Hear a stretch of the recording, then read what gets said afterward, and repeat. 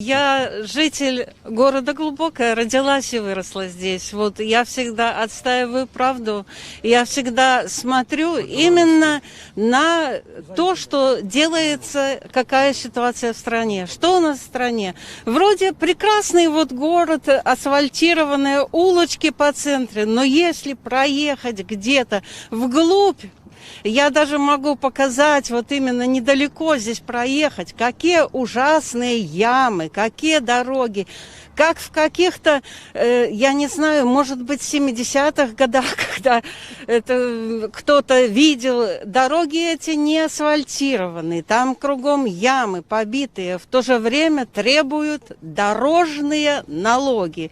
Платите налоги. Предприниматели, они люди зажаты полностью. Они здесь в глубоком бизнес гибнет. Почему гибнет? Да потому что могут запросто пойти узбеки, которым подают большие магазины. У нас здесь пооткрывали большие точки. Им не надо платить НДС, им не надо налоги, им не надо товары качества. Они фактически могут губить наше население Беларуси безотказно. Очень часто подписчики вот страны для жизни задают вопрос: а что ты, Сергей, может сделать? Или Статкевич? Уважаемые жители Беларуси, ни один человек не может сделать что-то для жизни. Мы должны все подняться, все население, потому что все прекрасно знаем, что наша власть нелегитимная.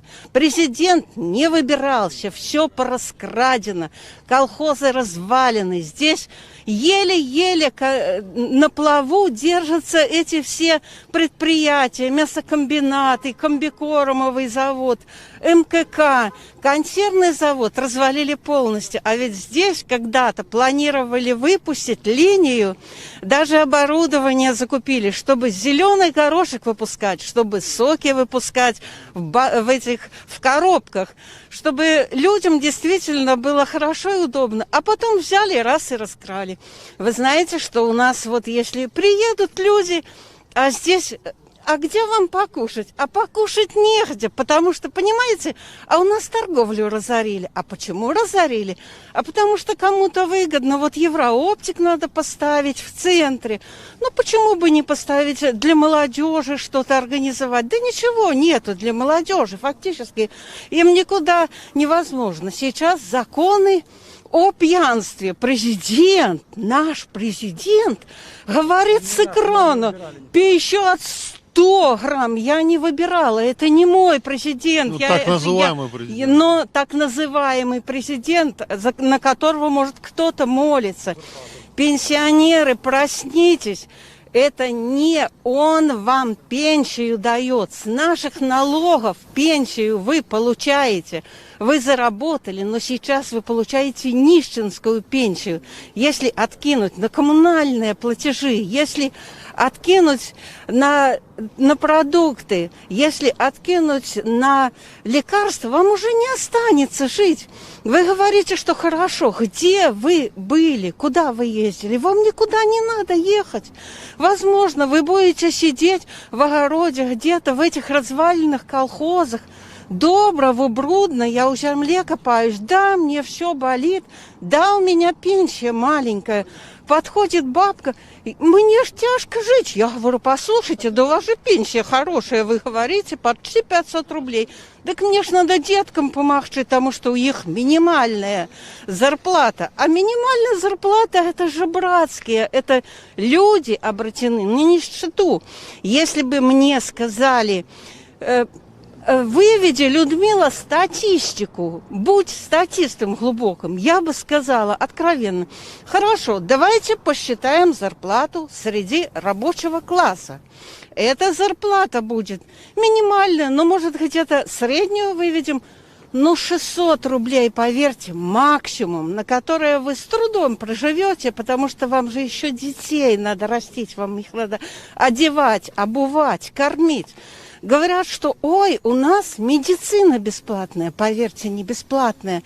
Анализ мочи вам надо сдать за баночку. Любые анализы, все вам абсолютно. Ни один врач бесплатно. Ты сидишь в очереди, к педиатру с ребеночком. Очередь очень большая, одна очередь, и твой ребеночек выздоравливает, а здесь в одном коридоре, в глубоком, сидят больные дети. И могут эти больные заразить здоровых. Но ничего ведь не делается, у нас бесплатное. Но если вы хотите без очереди, заплатите, и вы попадете к врачу. Что это за государство? О чем вы говорите? Куда вы смотрите?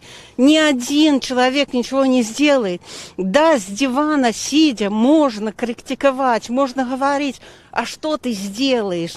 Сделаем, и деньги мы возьмем. Просто мы спросим с чиновников, откуда твои доходы и почему у тебя такая зарплата. Поверьте, во главе с так называемым президентом не ответит на эти вопросы ни один.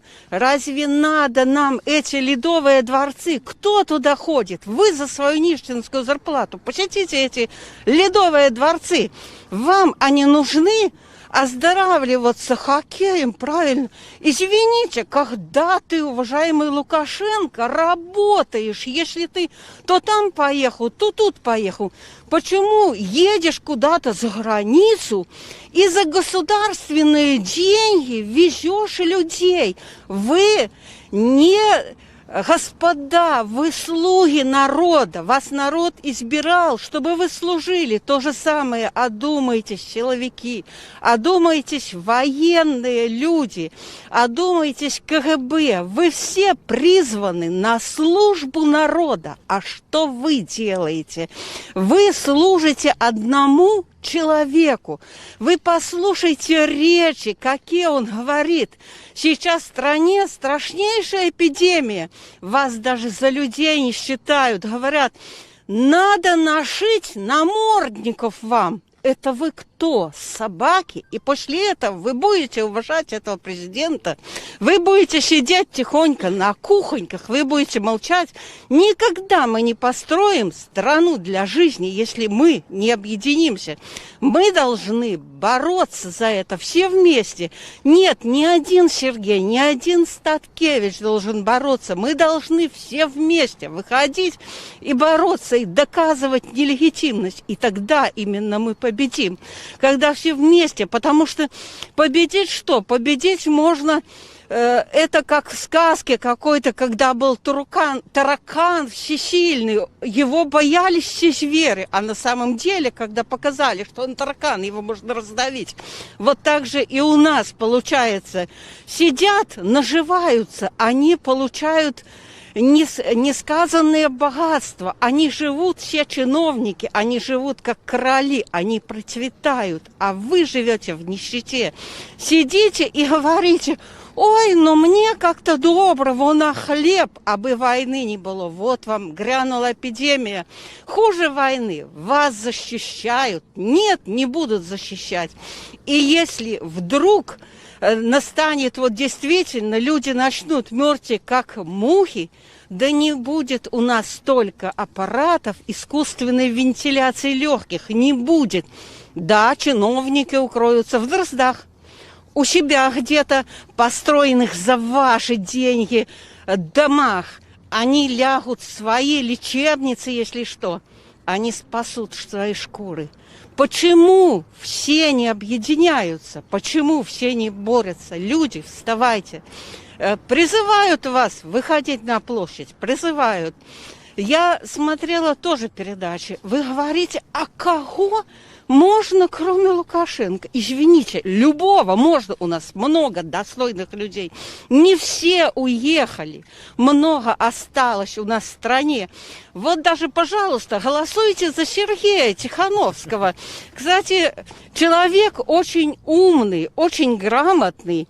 И он, понимаете, если председатель вышел из колхоза, и он всю политику эту просек и все понимает, и разорил страну на нет, то потихоньку, по капельке, наша команда, Тихановский, Статкевич и другие умные люди возродят по капельке, нет, не сразу. Но если будем сидеть Просто вы все поумираете. Я вам скажу, сейчас поумираете от вируса, который скрывают. Это коронавирус, это смертельное заболевание, это страшное заболевание. Это никак не воспаление легких, это никак, которые пишут, ставят вам, не верьте, пневмония, атипичная. Это не атипичная, это беда. Почему эта беда пришла в Беларусь? Потому что наш президент не закрыл границы. Все закрыли границы, все спасаются, все понимают. А у нас психоз. Люди, может быть, у власти психоз начался, и пора ее менять.